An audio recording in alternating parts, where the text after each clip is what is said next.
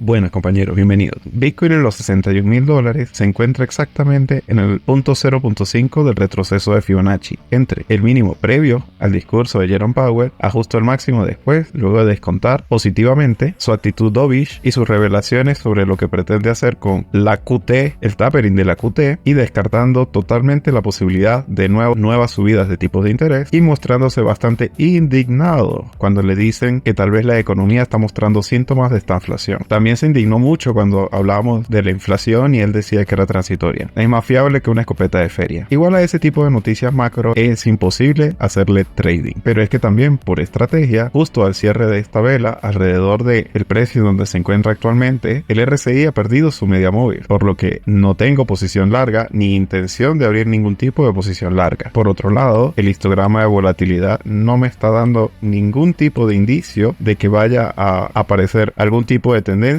al menos en el corto plazo. Y eso tiene mucho sentido, ya que estamos en semana de noticias macro. Es decir, si lo que Bitcoin necesita es un catalizador para que su precio explote al alza o a la baja, seguro lo vamos a tener el día de hoy, ya sea el martes con el discurso de Jerome Powell, el miércoles con el dato del IPC o con la publicación del día viernes de los datos del desempleo. Los iremos revisando uno a uno. El Cultura Trading Indicator y la acción del precio de lo que estamos viendo actualmente, podemos destacar tres cosas importantes. La número uno, a nivel de indicadores, la idea de cerrar largos parece la que tiene más sensatez aquí alrededor de los $61,000. Segundo, el último retroceso del Fibonacci se encuentra alrededor de los 59,900, lo que nos lleva a pensar que no podemos descartar desde ningún punto de vista que este máximo local simplemente esté teniendo un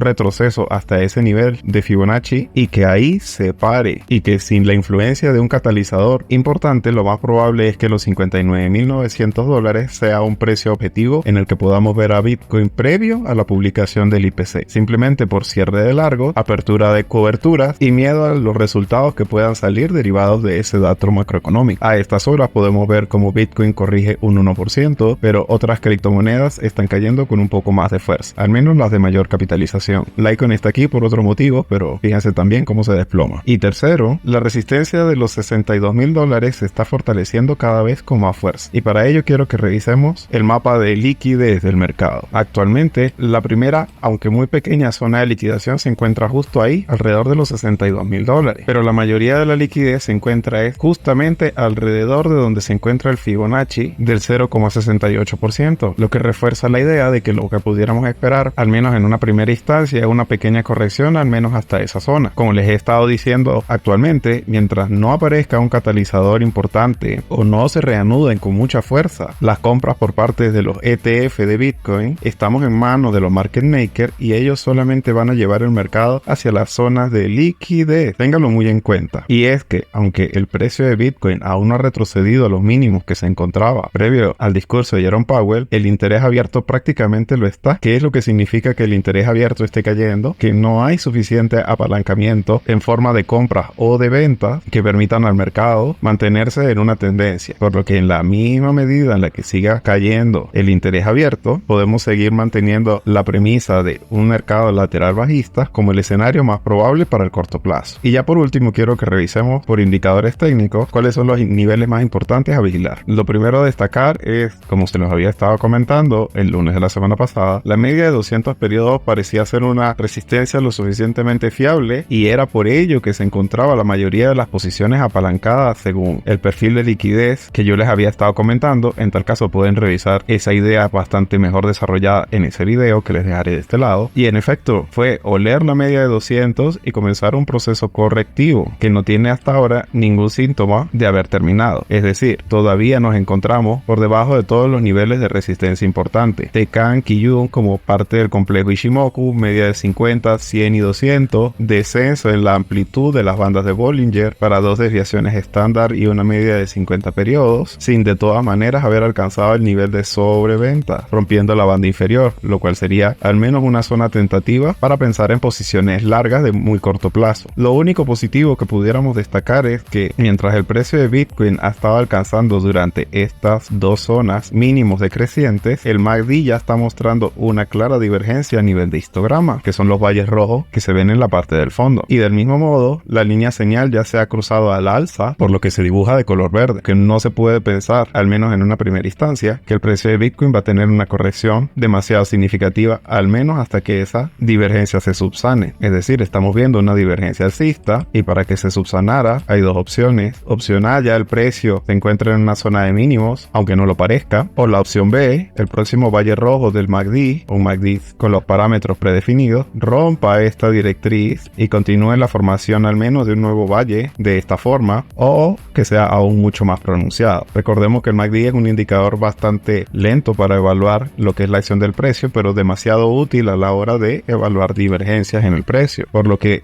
puede interpretar del MACD no es más que la fuerza bajista pareciera estar agotándose en el muy corto plazo, lo que confirma muy de la mano con los niveles de Fibonacci y el perfil de liquidez que la zona de los $59.900 puede ser perfectamente una zona a visitar en el muy corto plazo para el precio de Bitcoin, pero no mucho más allá, y todo esto previo a la publicación del dato de la inflación que vamos a tener el día miércoles. Es muy importante que tengas todos estos niveles en cuenta para tomar las decisiones correctas, pero no son ningún tipo de recomendación de inversión, sino es la información que tenemos a estas horas que puede servirte de plantilla para comenzar con el pie derecho tu semana. Si tienes alguna duda, déjamela en la caja de comentarios, tanto sobre los indicadores o sobre cómo tengo configurado TradingView, que he tenido muchas preguntas y muchas dudas, tanto sobre los indicadores que uso, y sin ningún problema yo puedo estar a su disposición para responderlas todas. Déjame tu like y comienza tu semana con toda la energía. Espero que terminen de tener una feliz sesión.